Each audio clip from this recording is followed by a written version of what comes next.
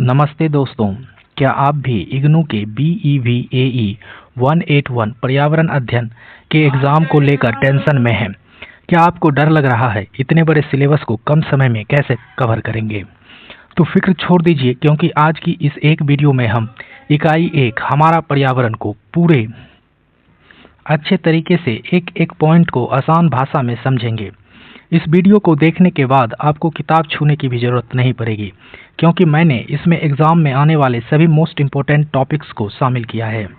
Video के बीच में मैं आपको कुछ ऐसी सीक्रेट टिप्स दूंगा जिससे आप MCQs को आसानी से सॉल्व कर पाएंगे, तो एक भी सेकंड स्किप मत करना। आगे बढ़ने से पहले अगर आप चाहते हैं कि मैं इसी तरह बाकी यूनिट्स की भी पूरी तैयारी करवा दूं, तो अभी आपके मोबाइल स्क्रीन के नीचे जो लाल वाला सब्सक्राइब बटन है उसे दबा दीजिए और इस वीडियो को लाइक कर दीजिए। तो चलिए शुरू करते हैं आज की क्लास। सबसे पहले बात करते हैं प्रस्तावना की। दोस्तों, क्या आप जानते हैं कि पूरे सौर मंडल में पृथ्वी ही एकमात्र ऐसा ग्रह है जहां पर जीवन पनप सका है? इसका सबसे बड़ा कारण हमारा पर्यावरण है। जीवन हर जगह नहीं मिलता, यह बहुत ही संकीर्ण क्षेत्र यानी नैरो बेल्ट में मिलता है, जिसे हम जीव मंडल कहते हैं। यहाँ यह याद रखने वाली बात है कि पृथ्वी पर ऊर्जा का प्राथमिक स्रोत जो है वो सिर्फ सूर्य है। जब सजीव और निर्जीव घटक आपस में तालमेल बिठाते हैं तो पारिस्थितिकी तंत्र बनता है, और इन्हीं पारिस्थितिकी तंत्र में मनुष्य और पर्यावरण के बीच संतुलन जीवन के लिए अनिवार्य है। चलिए अब हम समझते हैं कि इस पाठ को पढ़ने के बाद आप किन चीज़ों में एक्सपर्ट हो जाएंगे। आप पर्यावरण के वास्तविक और व्यापक अर्थ को समझेंगे। आप जैविक और अजैविक पदार्थ यानी उनके घटकों के बीच अंतर करना सीख जाएंगे। आप प्राकृतिक और मानव निर्मित पर्यावरण की पहचान कर पाएंगे। साथ ही हम सतत विकास यानी जो सस्टेनेबल डेवलपमेंट है उसके महत्व को भी विस्तार से जान पाएंगे, और यह जो पर्यावरण है जिसमें बहुत सारे विषयों के प्रकृति के बात है उसका भी विश्लेषण कर सकेंगे। तो चलिए शुरू करते हैं। सबसे पहले हम लोग देखेंगे पर्यावरण का अर्थ। तो अब समझते हैं कि पर्यावरण शब्द आया कहाँ से। यह फ्रांसीसी शब्द इन्वायरन से बना है, जिसका अर्थ होता है घेरे हुए या इर्द गिर्द। इसका मतलब यह है कि हमारे आसपास जो कुछ भी है वह पर्यावरण है। यह जीव और प्रकृति के बीच चलने वाली एक निरंतर क्रिया है। और हिंदी में भी पर्यावरण को अगर आप तोड़ेंगे तो परि का अर्थ होता है चारों ओर, और आवरण का मतलब होता है ढका हुआ। आगे है पर्यावरण की परिभाषा। अगर हम वैज्ञानिक परिभाषा देखें तो किसी भी जीव के परिवेश में मौजूद सभी सजीव और निर्जीव कारकों का कुल योग पर्यावरण कहलाता है। इसमें वायुमंडल, जलमंडल और स्थल मंडल तीनों का संगम होता है। ध्यान रखने वाली बातें ये हैं कि पर्यावरण कभी भी स्थिर नहीं रहता, यह गतिक होता है और समय के साथ साथ यह बदलता रहता है। अगर पूछा जाए कि आप पर्यावरण डायनेमिक होता है तो बिल्कुल होता है, क्या स्थिर होता है? तो यह स्थिर नहीं होता।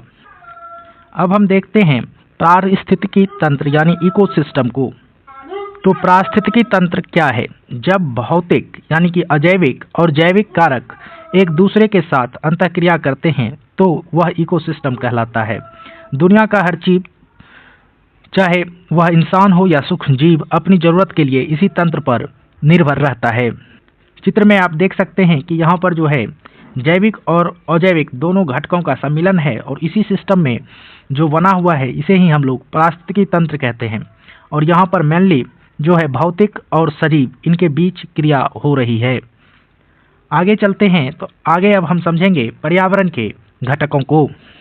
पर्यावरण के घटकों को दो भागों में बांटा गया है। पहला है अजैविक घटक। ये निर्जीव होते हैं लेकिन जीवन के लिए अनिवार्य होते हैं, जैसे प्रकाश पौधों को भोजन बनाने के लिए, तापमान जो जीवों की मेटाबॉलिक क्रियाओं को प्रभावित करता है, जल और वायु जिसके बिना जीवन की संकल्पना असंभव है। जबकि जैविक यानी सजीव घटक में पेड़ पौधे से लेकर जितने भी सूक्ष्म जीव और जीव जंतु यहाँ पर हैं जिनमें जीवन है वो सारे शामिल हैं। तो चलिए एक एक करके इनको विस्तार से देखते हैं। तो पहला है हमारा अजैविक घटक। जिसे हम इंग्लिश में एबायोटिक कंपोनेंट कहते हैं।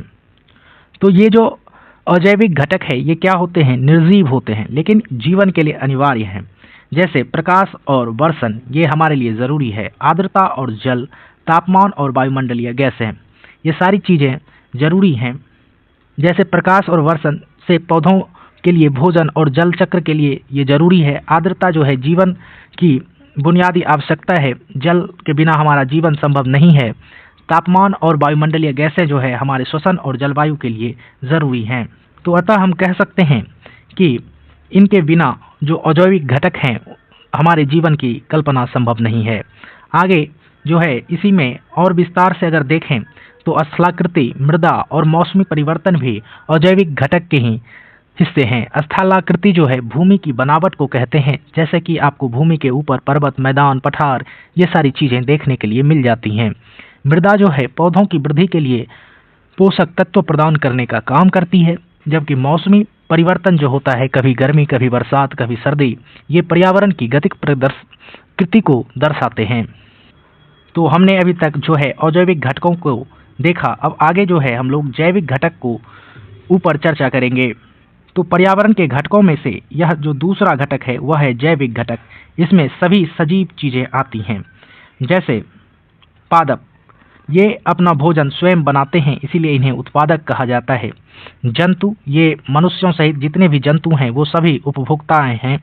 और सूक्ष्मजीव और अपघटक, यानी सूक्ष्मजीव और अपघटक जो है मृत पदार्थों को नष्ट कर हमारे पर्यावरण को साफ करने में मदद करते हैं और इनमें जीवाणु और कवक शामिल हैं। इसके लिए मैंने चित्र लगाया है। इस चित्र में देखिए कि जितने भी सूक्ष्मजीव हैं से लेकर बड़े प्राणी, शेर, हाथी, ये सारा जो है हमारे जंतु में आ जाता है। और इसमें जो सूक्ष्म जीव है ये भी हमारे पर्यावरण के जैविक घटक का हिस्सा है। तो अब हम समझते हैं पर्यावरण के प्रकार को। तो पर्यावरण को मुख्यतः 3 श्रेणियों में बांटा जाता है। पहला है प्राकृतिक पर्यावरण, दूसरा है मानव संशोधित पर्यावरण और तीसरा है मानव निर्मित या कृत्रिम पर्यावरण। तो आइए एक एक करके इनको विस्तार से समझते हैं। तो जो पहला है वह है प्राकृतिक पर्यावरण। तो प्राकृतिक पर्यावरण क्या है? तो वह पर्यावरण जो प्रकृति ने बनाया है उसमें मानव का जो इंटरफेरेंस है, हस्तक्षेप, वह न्यूनतम होता है। इसके उदाहरण में महासागर, झील, नदियाँ, उसके बाद वन, घास के मैदान और मरुस्थल, ये सारी चीज़ें शामिल होती हैं। यहाँ पर जो है मानवीय हस्तक्षेप ना के बराबर होता है। आगे अब हम समझते हैं मानव संशोधित पर्यावरण को। तो मानव संशोधित पर्यावरण के अंतर्गत वैसे पर्यावरण आएंगे जिसको मनुष्य ने अपनी सुविधा के लिए थोड़ा सा बदला है, जैसे कि बागान और वृक्षारोपण या अभयारण्य और पार्क, ये सारे मानव संशोधित पर्यावरण के उदाहरण हैं।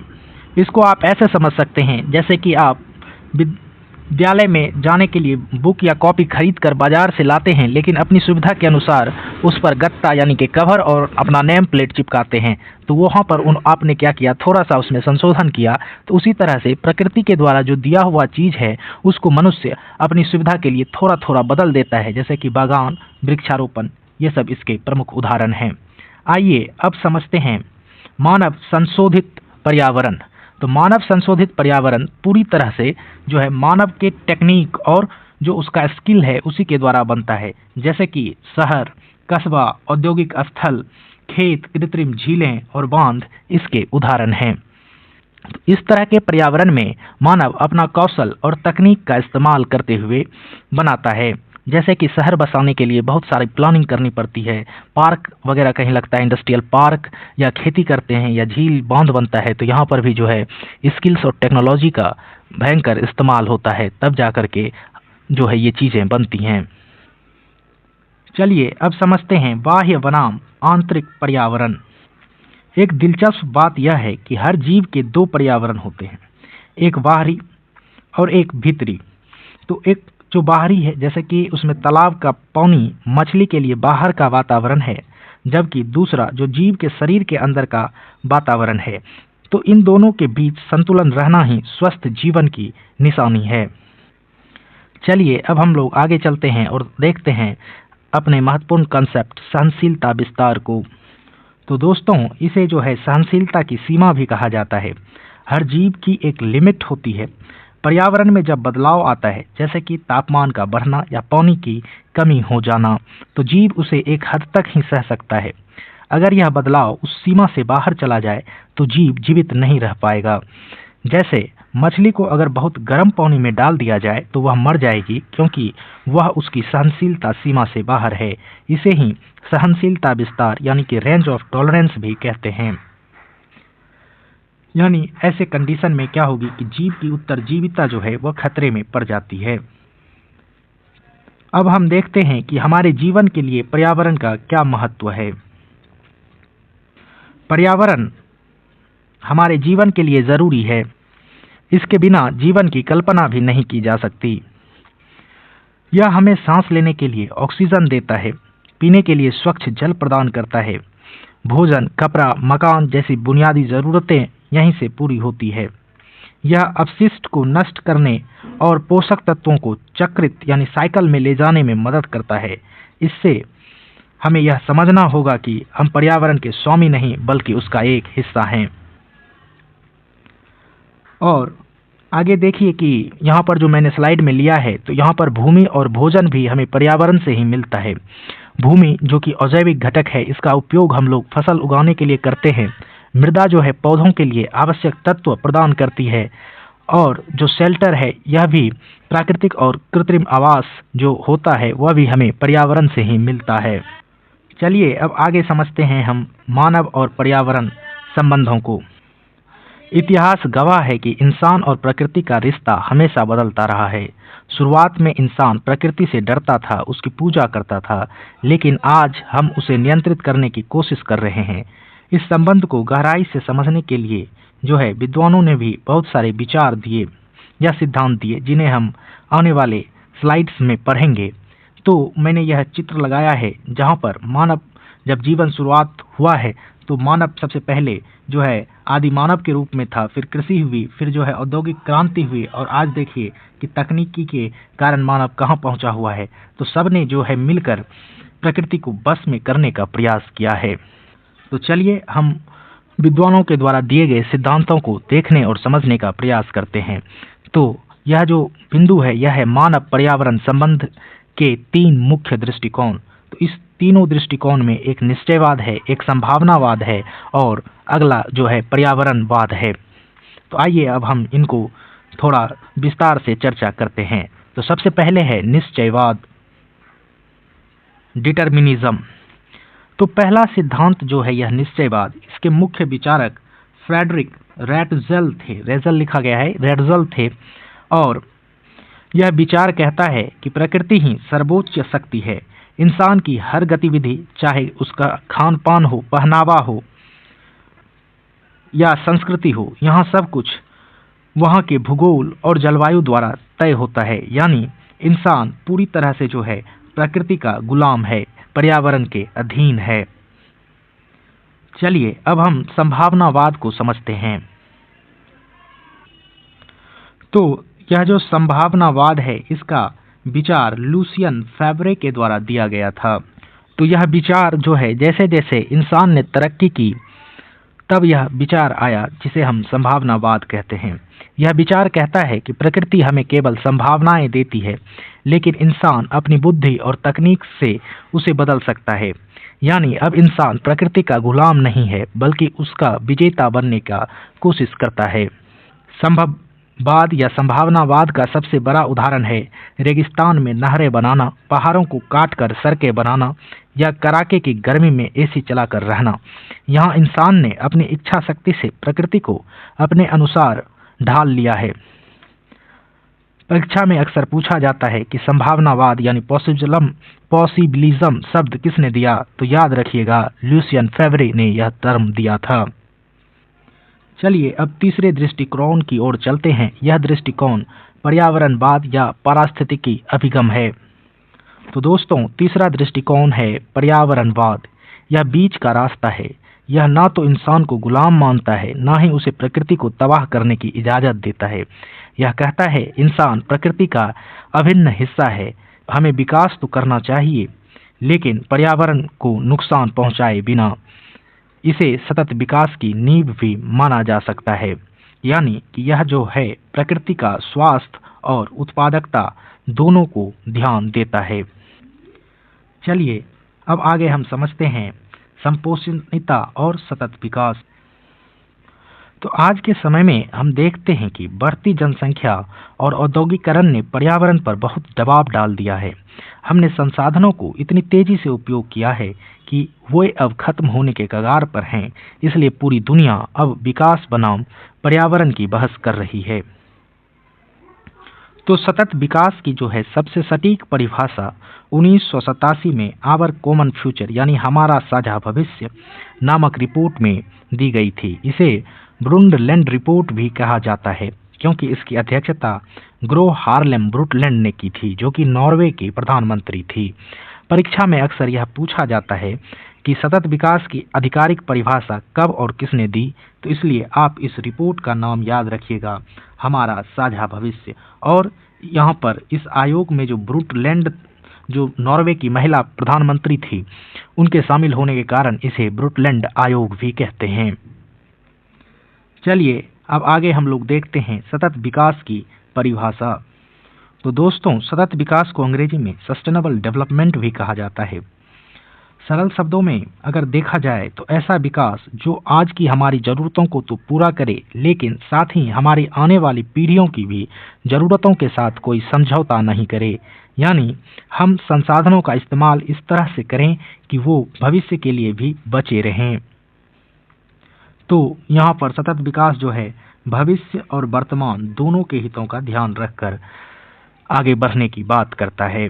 चलिए अब हम समझते हैं सतत विकास, जो कि एक विरोधाभास के तौर पर एक पर्यावरणीय दार्शनिक के द्वारा माना गया है। तो एक प्रसिद्ध अर्थशास्त्री और पर्यावरणविद हरमन डेली ने सतत विकास को ऑक्सीमोरॉन यानी कि विरोधाभास कहा। उनका मानना था कि विकास और सतत निरंतरता एक साथ चलना मुश्किल है, क्योंकि विकास अक्सर पर्यावरण की कीमत पर होता है। यह पॉइंट आपकी समझ और परीक्षा दोनों के लिए ज़रूरी है। और यहाँ पर जो है विरोधाभास का भी मतलब आप समझ लीजिए। विरोधाभास दो विरोधी शब्दों जैसे कि कड़वी मिठास का एक साथ होना कहलाता है। चलिए अब आगे हम लोग संपोषणीयता का अर्थ समझते हैं। तो संपोषणीयता जो है इसका अर्थ होता है बनाए रखना या सहारा देना। यह संसाधन आधार को छीन किए बिना विकास को जारी रखने की प्रक्रिया है। और यह शब्द जो है लैटिन भाषा से लिया गया है सस्टेनेयर शब्द से, और उसी को जो है मॉडिफाई करके सस्टेनेबिलिटी बनाया गया है, यानी कि संपोषणीयता। यानी कि पूरे पृथ्वी को जो है इस तरह से हमें रहना है कि जो है वह हमें बनाए रखे। चलिए अब आगे समझते हैं सतत विकास के 3 स्तंभों को। तो सतत विकास जो है यह सिर्फ पर्यावरण के बारे में नहीं है। इसके 3 मुख्य स्तंभ हैं: आर्थिक स्तंभ, सामाजिक स्तंभ और पर्यावरणीय स्तंभ। आर्थिक स्तंभ के तहत जो है वृद्धि और संसाधनों का इष्टतम उपयोग किया जाता है, जबकि सामाजिक स्तंभ में समानता, सशक्तिकरण और मानवीय आवश्यकताओं के ऊपर जोर दिया जाता है और उस तरह से संसाधनों को विकेंद्रित किया जाता है। जबकि पर्यावरणीय जो स्तंभ है, यहाँ पर प्राकृतिक तंत्रों का संरक्षण और प्रदूषण पर नियंत्रण करने की बातें होती हैं। तो हमारा जो पर्यावरण है वह इन तीनों सतत विकास के स्तंभ का जो है इंटरसेक्शन होता है, जहाँ पर हम इन तीनों में सामंजस्य बैठाकर अपने विकास की बातें करते हैं। तो आइए अब समझते हैं सतत विकास के लक्ष्यों को। तो सतत विकास में जो है 17 लक्ष्य और एक भविष्य तय किए गए हैं। सितंबर 2015 में संयुक्त राष्ट्र ने एजेंडा 2030 के तहत 17 सतत विकास लक्ष्य तय किए। इन्हें हमें साल 2030 तक हासिल करना है। ये लक्ष्य गरीबी मिटाने से लेकर जलवायु परिवर्तन को रोकने तक फैले हुए हैं। और इस बैठक में जो है दुनिया भर के 193 देश सहभागी बने थे। आइए अब हम सतत विकास के सारे लक्ष्यों को देखते हैं, क्योंकि यह हमारे परीक्षा के लिए महत्वपूर्ण है। क्योंकि विकल्प देकर पूछा जाता है कि इनमें से कौन सा सतत विकास का लक्ष्य नहीं है। तो पहला जो 5 लक्ष्य है, इसके अंतर्गत मानव विकास जो है वह केंद्र में है।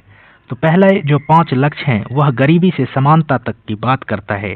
पहला है कि गरीबी की पूर्ण समाप्ति यानी हर रूप में गरीबी का अंत। दूसरा है भूख का समापन और बेहतर पोषण। तीसरा, सभी आयु वर्ग के लिए स्वास्थ्य और कल्याण। चौथा, समावेशी और गुणवत्तापूर्ण शिक्षा। और पांचवा, लैंगिक समानता और महिलाओं का सशक्तिकरण। तो इन पांचों जो लक्ष्य हैं इन्हें आप ध्यान से देखिए, और इन लक्ष्यों में जो है मानव का विकास केंद्र में है। जबकि अगले जो 6 से 10 तक के लक्ष्य हैं, यहाँ पर पानी, ऊर्जा और बराबरी की बात की जाती है। जैसे कि छठा लक्ष्य कहता है स्वच्छ जल और स्वच्छता। 7वां है सस्ती और स्वच्छ ऊर्जा। 8वां है सतत आर्थिक वृद्धि और रोजगार। 9वां है उद्योग, नवाचार और अवसंरचना। और 10वां है असमानताओं में कमी।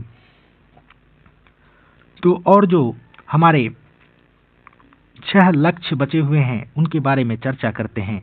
तो जो 11 से 15 तक का लक्ष्य है वह क्या है, तो आइए देखते हैं। 11वां लक्ष्य कहता है टिकाऊ और सुरक्षित शहर। 12वां जो है सतत उपभोग और उत्पादन की बात करता है। 13वां जलवायु परिवर्तन से निपटने की बात करता है। 14वां महासागर और समुद्री संसाधन के संरक्षण की बात करता है। और 15वां जो लक्ष्य है यह स्थलीय पारिस्थितिकी तंत्र संरक्षण की बातें करता है कि कैसे हम जो है अपने प्रकृति के अंदर जो इकोसिस्टम है उसे बचा सकते हैं। लेकिन दोस्तों यहाँ पर यह भी ध्यान रखना है कि सतत विकास अकेले संभव नहीं है। इसीलिए जो 16वां और 17वां लक्ष्य है इसका, वह शांतिपूर्ण और समावेशी समाज तथा वैश्विक साझेदारी को सुदृढ़ करने की बातें करता है। यहाँ पर इसका मुख्य उद्देश्य जो है शासन और सहयोग दोनों को एक साथ लेकर चलना है, ताकि जो है हमारा पर्यावरण अच्छा से अच्छा बना रहे। तो इन 17 लक्ष्य को जो है आप ध्यान रखिएगा, लेकिन वास्तविकता में जो है इसे 16 ही लक्ष्य माना जाता है, जबकि 17वां जो है शासन और सहयोग पर बल देने की बात करता है। चलिए अब हम थोड़ा सा भारत में जैव विविधता को देख लेते हैं। तो भारत जो है वह जैव विविधता का भी खजाना है। विश्व के जो 17 प्रमुख जैव विविधता वाले क्षेत्र हैं उसमें भी भारत का क्षेत्र शामिल है। भारत में जो है इकोसिस्टम के संरक्षण के लिए जो है जीवों को संरक्षित किया जाता है, और यह जो संरक्षित करने के तरीके हैं उन्हें 2 तरीकों में बांटा गया है। एक है स्थल पर संरक्षण और दूसरा है स्थल से बाहर संरक्षण। तो स्थल पर संरक्षण वाले को इन सीटू कंजर्वेशन कहा जाता है। इसके तहत राष्ट्रीय उद्यान जैसे कि भारत के अंदर Jim Corbett national park, Kaziranga national park, ये सारे हैं। वन्य जीव अभयारण्य और जैव मंडल आरक्षित क्षेत्र ये सारे शामिल होते हैं। जबकि स्थल से बाहर जो संरक्षण है उसे एक्स सीटू कंजर्वेशन कहा जाता है। इसके उदाहरण चिड़ियाघर, वनस्पति उद्यान, बीज बैंक, जीन बैंक ये सारे हैं। ये जो है दोनों बहिर्स्थल यानी कि स्थल से बाहर संरक्षण और अंतःस्थल यानी स्थल पर संरक्षण, इस तरह के प्रश्न आपके एग्जाम में बहुत बार रिपीट हुए हैं। इसलिए इस स्लाइड को ध्यान से देखिए और हो सके तो इसका स्क्रीनशॉट भी ले लीजिए। चलिए अब आगे समझते हैं कि सतत विकास के लक्ष्यों को पाने के लिए हमें कुछ खास क्षेत्रों पर ध्यान देना होगा। पहला है कि जनसंख्या वृद्धि को स्थिर करना। दूसरा है संसाधन परिवर्तन यानी कि प्रकृति की जो पूंजी है उसको छीन होने से बचाना है। और जो तीसरा बिंदु है वह है प्रौद्योगिकी परिवर्तन, यानी कि आज के जो औद्योगिकरण के दौर में हम लोग प्रदूषणकारी उत्पादन कर रहे हैं उसको धीरे धीरे कन्वर्ट करके हम इन्वायरमेंट फ्रेंडली प्रोसेस की ओर आएँ, यानी कि पर्यावरण हितैषी प्रक्रियाओं की तरफ चलें। इसी में जो है हमें कुछ कुछ क्षेत्रों में प्राथमिकता भी देना बहुत जरूरी है, ताकि हम सतत विकास के लक्ष्यों को आसानी से अचीव कर पाएं। तो पहला जो बिंदु है यहाँ पर वह है जनसंख्या वृद्धि को मंद करना या स्थिर करना। यह अन्य सभी लक्ष्यों को पाने के लिए बिल्कुल अनिवार्य है। गरीबी और असमानता को दूर करना, यानी कि हमें जो है स्वास्थ्य और रोजगार के अवसर बढ़ाने होंगे। कृषि को जो है दीर्घ उपयोगी बनाना होगा, यानी कि मृदा अपरदन और हानिकारक खाद दवाओं का उपयोग को हमें घटाना होगा, यानी जैविक कृषि की तरफ लौट सोचना होगा या उस पर विचार करना होगा, और हमें जो है वनों का संरक्षण करना होगा। इसके लिए हम जो है वनों का पुनर्वनरोपण करेंगे और जैव विविधता को बचाएंगे। चलिए अब आगे समझते हैं इसी में कि और किन क्षेत्रों पर जो है हमें प्राथमिकता देनी होगी, यानी उसे हम प्रायोरिटी देंगे। तो जल और ऊर्जा का जो उपयोग है उसको भी हमें प्रायोरिटी देना होगा, यानी कि नवीकरणीय जो ऊर्जा है उसका हमें विकास करना होगा, जैसे कि पवन ऊर्जा हो गया, सौर्य ऊर्जा हो गया, और अपशिष्ट उत्पादन कम करना होगा। इसके लिए हमको जो है 3R वाली स्ट्रेटजी अपनानी पड़ेगी, रिड्यूस, रीयूज और रिसाइकल। यानी कि जो है पहले तो बार बार उपयोग में लाएंगे या कम उपयोग करेंगे और उसको बार बार पुनर्चक्रित करेंगे। इसीलिए जो है हमें रिसाइकलिंग पर भी ध्यान देने का ज़रूरत है, नहीं तो हमारा पर्यावरण कचराओं से भर जाएगा। इसीलिए जो सतत विकास है यह भी कहता है कि हमें अनवीकरणीय संसाधनों जैसे कोयला, पेट्रोल का उपयोग कम करना चाहिए और सौर ऊर्जा या पवन ऊर्जा जैसे विकल्पों को अपनाना चाहिए। चलिए अब आगे समझते हैं पर्यावरण अध्ययन की प्रकृति को।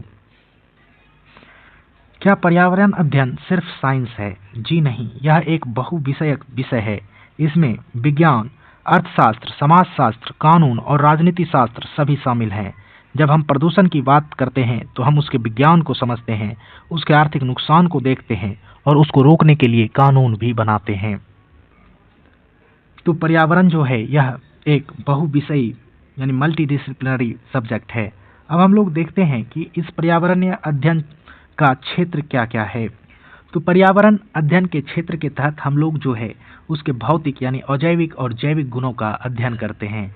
पर्यावरण जो है सामाजिक, सांस्कृतिक और विधिक पहलुओं का अध्ययन करवाती है और मानव जीवन को दीर्घ उपयोगी बनाने के लिए उपायों की खोज करने पर भी यह क्षेत्र शामिल है। यानी इन सारे पहलुओं का अध्ययन जो है पर्यावरण अध्ययन के तहत किया जाता है।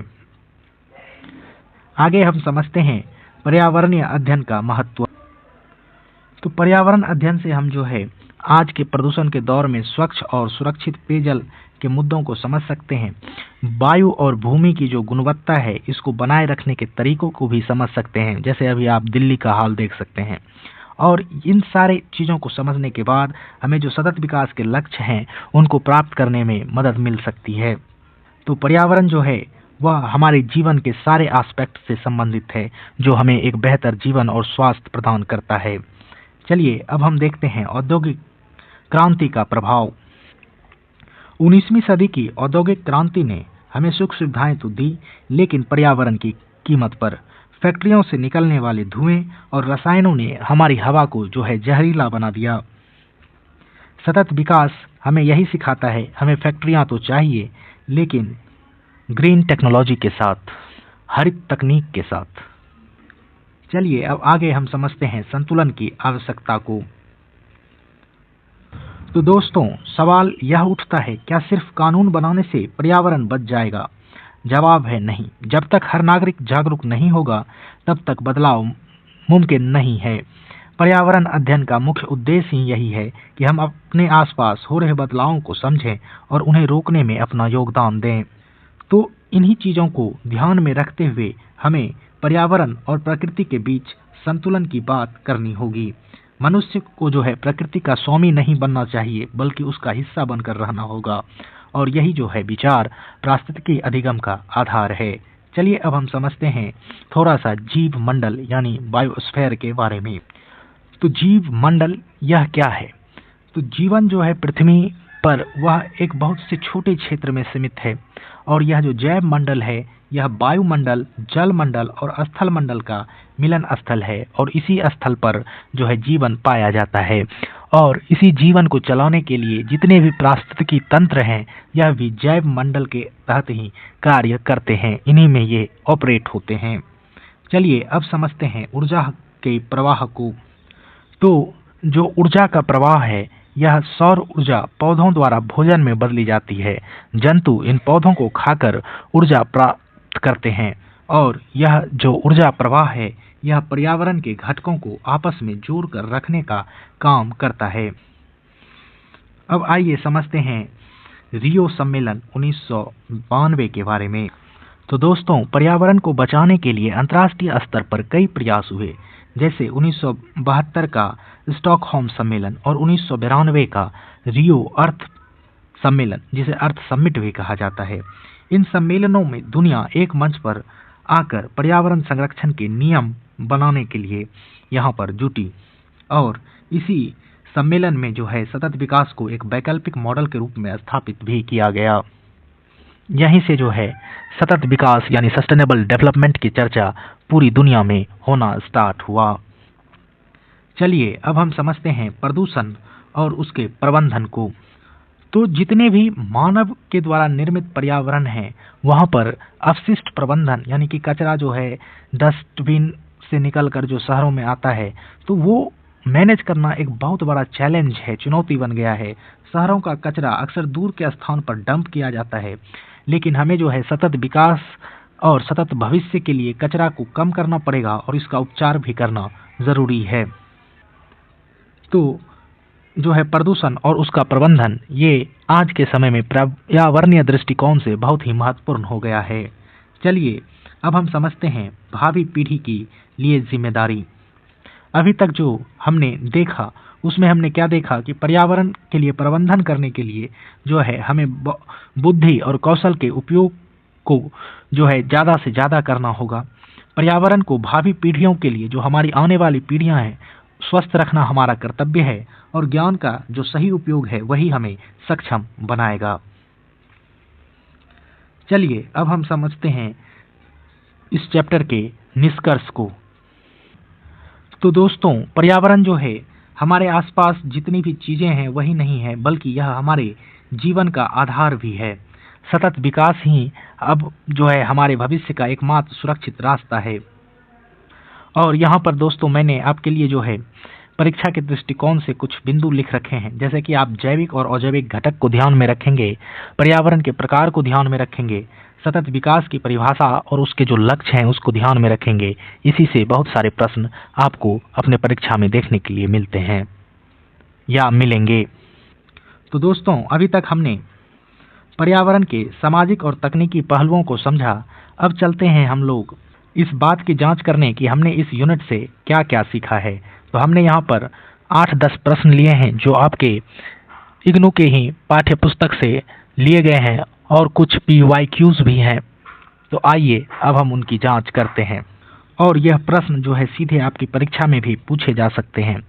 तो हमारा पहला प्रश्न है, निम्नलिखित में से कौन सा मानव द्वारा रूपांतरित पर्यावरण है? तो देखिए यहाँ विकल्प में दिया हुआ है कृत्रिम झील, अभयारण्य, खेत या फसल क्षेत्र या बांध। तो यहाँ पर जो सही विकल्प होगा वह खेत या फसल क्षेत्र होगा, क्योंकि इंसान अपनी ज़रूरत के हिसाब से जो है प्राकृतिक जमीन को बदलकर खेत या फसल क्षेत्र तैयार करता है। हमारा अगला प्रश्न है, निम्नलिखित में से कौन सा मानवकृत पर्यावरण नहीं है? ध्यान से देखिए, पूछा है नहीं है। तो विकल्प है फलों के बाग, खेत या फसल के क्षेत्र, बांध या कृत्रिम झील। तो इसका जो सही उत्तर है वह फलों के बाग हो जाएगा। क्यों होगा? क्योंकि यह जो है मानव संशोधित की श्रेणी में आता है, ना कि यह पूरी तरह से कृत्रिम है। अगला जो प्रश्न है वह है, निम्नलिखित में कौन सा सतत विकास के लक्ष्यों में से एक नहीं है? तो यहाँ पर देखिए जलवायु क्रिया, गुणवत्ता युक्त शिक्षा, लैंगिक समता और असमानता को कम करना। तो इन सारे विकल्पों में जो लैंगिक समानता है वह नहीं है। यहाँ पर लगता है मिसटाइपिंग हो गया है, लैंगिक समता जो है वो लिखा हुआ रहता है, तो मैं इसको यहाँ लिख देता हूँ। लैंगिक समता जो है यह आपके सतत विकास के 16 लक्ष्यों में शामिल नहीं है। चलिए अब अगले प्रश्न पर चलते हैं। नियतिवाद की संकल्पना किसने विकसित की? ऑप्शन यहाँ पर दिए हुए हैं, Friedrich Ratzel, Huntington, Charles Darwin, von Humboldt. तो इसका जो सही आंसर है वह फ्रेडरिक रैटजल है। अगले प्रश्न पर चलते हैं। अब घटकों को अन्य किस नाम से जाना जाता है?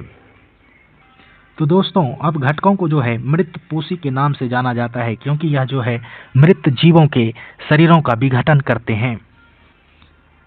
अगला प्रश्न है, निम्नलिखित में से कौन सा सतत विकास के लक्ष्यों में शामिल नहीं है? विकल्प देखिए दिया हुआ है, स्वच्छ जल और स्वच्छता, सस्ती और स्वच्छ ऊर्जा, स्वच्छ हवा या भूमि पर जीवन। तो जो है यह प्रश्न मैं आपके लिए छोड़ देता हूँ, इसका जो है उत्तर आप कमेंट सेक्शन में दीजिएगा, क्योंकि मैंने सतत विकास के 16 लक्ष्यों को डिटेल में डिस्कस किया है। चलिए अब अगले प्रश्न पर चलते हैं। यह है, निम्नलिखित में कौन सा सतत विकास के लक्ष्य का प्राथमिकता वाला क्षेत्र नहीं है? तो देखिए विकल्प दिए हुए हैं, वन्य एवं अन्य आवासों का संरक्षण, गरीबी, असमानता और तीसरी दुनिया के ऋण को कम करना, शून्य प्रदूषण या कचरे का कम उत्पादन। तो यहाँ पर जो है अगर आप 17 सतत विकास के लक्ष्यों को देखेंगे तो इनमें जो है शून्य प्रदूषण नहीं शामिल है। प्रश्न संख्या 8 पर चलते हैं। पर्यावरण एवं विकास पर विश्व आयोग की अध्यक्षता किसने की? विकल्प है Herman Daly, Gro Harlem Brundtland, Maurice Strong या पियरे ट्रूडो। तो यह भी प्रश्न जो है बहुत आसान है, इसको भी मैं आपके लिए ही छोड़ देता हूं। आप इसका उत्तर जो है कमेंट सेक्शन में दीजिएगा। अगले प्रश्न पर चलते हैं। हमारा अगला प्रश्न है, संभववाद शब्द किसने दिया? तो यह बहुत बार आपके एग्जाम में रिपीट होता है और उसका सही उत्तर है लुसियन फेब्रे।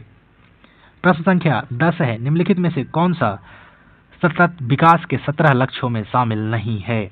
विकल्प है स्थल में जीवन, वायु में जीवन, जल के अंदर जीवन या जलवायु कार्रवाई। तो यहाँ पर वायु में जो जीवन है इसकी बात जो है सतत विकास के लक्ष्यों में नहीं की गई है। प्रश्न संख्या 11 पर चलते हैं। इसमें कहता है निम्नलिखित में कौन सा जीव अपघटक नहीं है? विकल्प हैं केचुआ, कवक, गिद्ध या जीवाणु। तो इन विकल्पों में जो है गिद्ध वह अपघटक नहीं है, क्योंकि कवक और जीवाणु जो है ये माइक्रो और सूक्ष्म अपघटक हैं। केचुआ भी जो है मिट्टी में अपघटन करता है, लेकिन गिद्ध एक अपमार्जक यानी इसका भेंजर है जो मरे हुए जीवों को खाता है, वह उन्हें रासायनिक स्तर पर अपघटित नहीं करता, इसलिए इसका सही आंसर गिद्ध हो जाएगा। तो दोस्तों इसी के साथ BEVAE 181 की यूनिट 1 का सफ़र यहीं समाप्त होता है। यहाँ पर हमने जो है हमारा पर्यावरण इकाई को पूरी तरह से कवर कर लिया है। मुझे उम्मीद है कि 35 से 40 मिनट की यह क्लास आपकी परीक्षा के लिए बहुत मददगार साबित होगी। और दोस्तों अगर आपको यह वीडियो अच्छी लगी हो तो इसे लाइक करें और अपने इग्नू के दोस्तों के साथ ज़रूर शेयर करें। अगली वीडियो में हम पारिस्थितिकी तंत्र शुरू करेंगे। तब तक के लिए पढ़ते रहिए और सुरक्षित रहिए। और अगर कोई डाउट या समस्या हो तो आप कमेंट बॉक्स में बिल्कुल पूछिए। और हाँ, चैनल को सब्सक्राइब करना ना भूलिए ताकि यूनिट 2 की अपडेट आपको तुरंत मिल जाए।